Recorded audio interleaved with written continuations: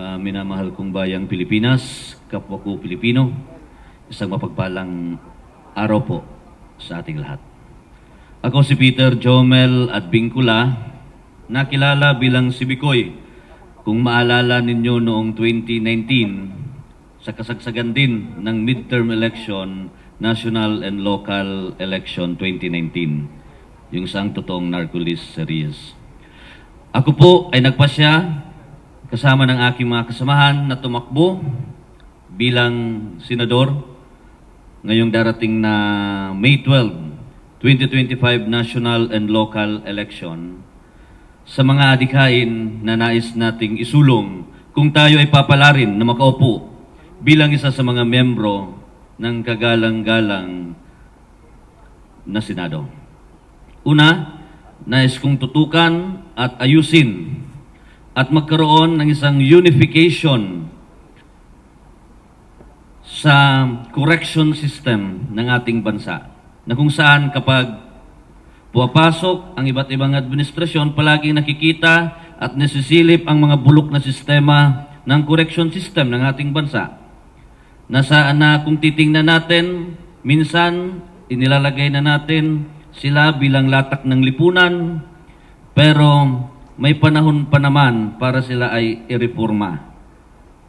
So, isa sa mga tututukan natin, isa sa mga gagawin nating batas kung tayo papalarin, na magkaroon ng centralized na correction system ang ating bansa, na kung saan ang mga nandoon ay hindi idle, kundi habang sila ay naroon talagang tunay na reforma, tunay na therapeutic community modality program ng komunidad ang kanilang napapasukan hanggang sa sila ay makalabas sa malayang lipunan.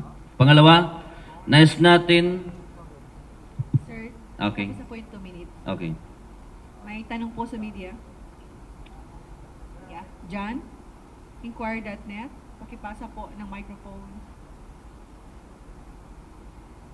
Go ahead, John.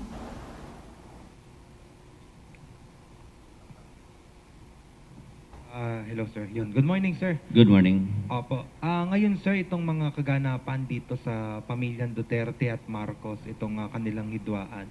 Sir, pa makapasok kayo sa Senado sir, will you push for or will you support an impeachment against Vice President Sara Duterte?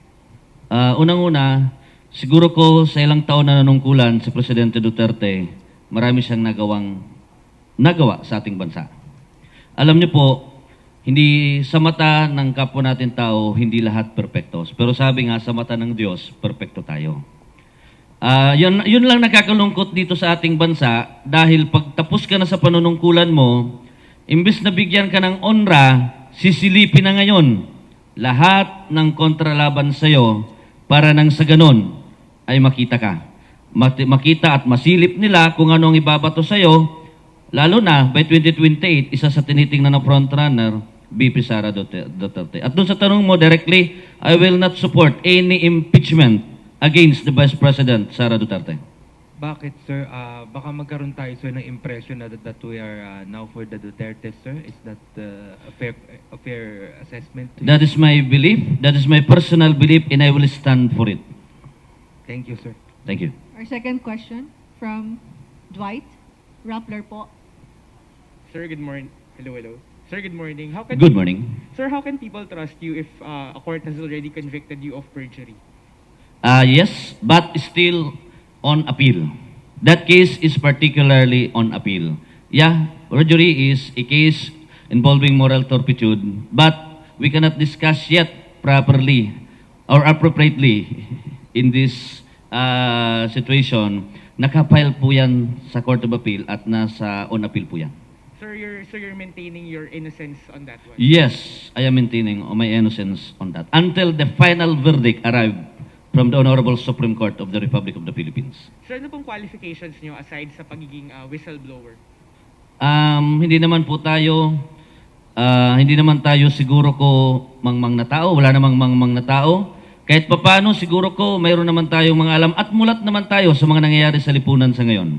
Siguro ko sa nakikita ko na mga pwede kong maitulong ay ang mga komunidad, ang mga organisasyon na aking nalaukan at nasalihan na gusto kong maayos at mas mapayabong pa ang kanilang industriya. Katulad na lamang ng multi-level marketing company. Napakarami ngayon ng scam. Walang ahensya na nagkokontrol sa mga multi-level marketing company. Maraming investor, maraming kumpanya sa MLM company. Ang totoo at sincero, pero nasisira nitong mga nagtatayo na scam in just 6 to 9 months, isasara, makakolekta lang. So gusto, pag ako ang naupo bilang senador, ipupus natin na magkaroon ng isang governing agency para dyan, natututok sa multi-level marketing company para makita yung mga scam network company at matigil ito. Okay. Okay na, Noy. Sherry Ann Torres from ABS-CBN. Hi, Mr. Advincula. Good morning, ma'am. Oo. Sir, can I just be clarified? You're running as an independent. Yes, ma'am. Opo. Sir, pakibigyan din kami yung kagaya ng tanong ni Dwight. Ano po yung, if you have the professional background or the educational background, ano po yung pwede niyo pa i-share sa amin?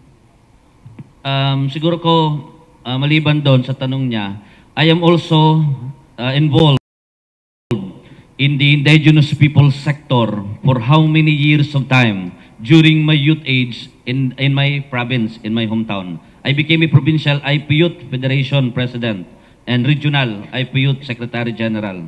Nakikita ko hanggang sa ngayon, hindi pa tuluyang naisa sa katuparan ang RA 8371 or ang Indigenous Peoples' Right Act of 1997. Sa National Commission on Indigenous People, karamihan ng nakaupo ay hindi naman katutubo. At hanggang sa ngayon, mas pinapaboran pa ang mga dayuhan sa kanilang mga lupain kaysa sa mga ancestral domain claim at ancestral domain title na hanggang ngayon ay nakabinbin sa komisyon na para sa mga katutubo.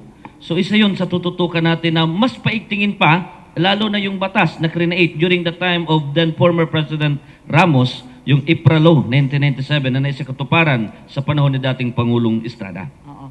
Sir, just two more questions. Una, who prompted you, who convinced you to run? And then second, why should the electorate vote for you? Siguro, actually po, isa sa mga hashtag natin yung hashtag hashtag pagbabago.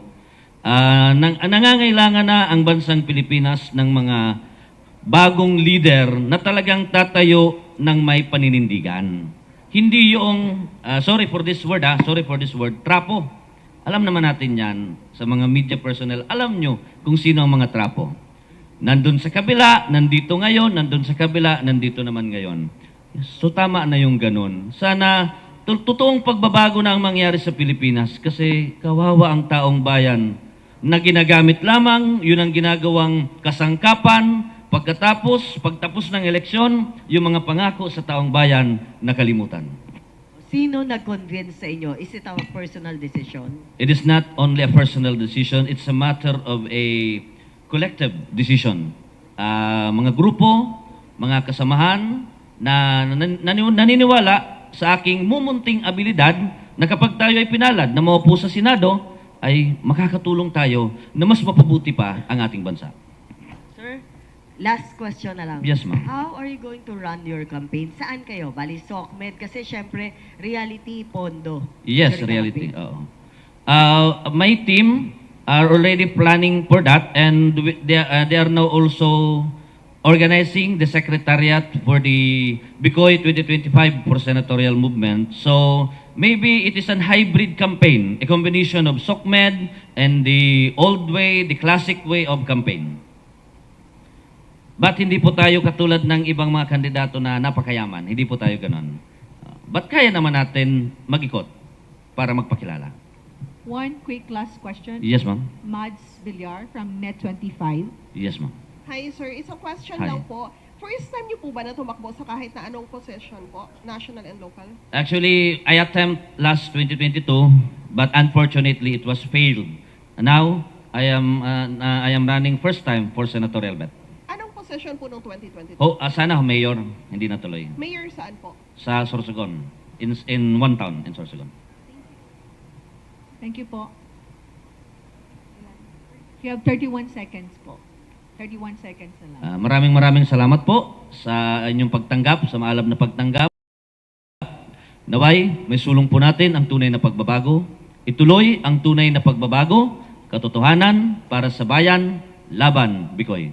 Magandang umaga po sa ating lahat.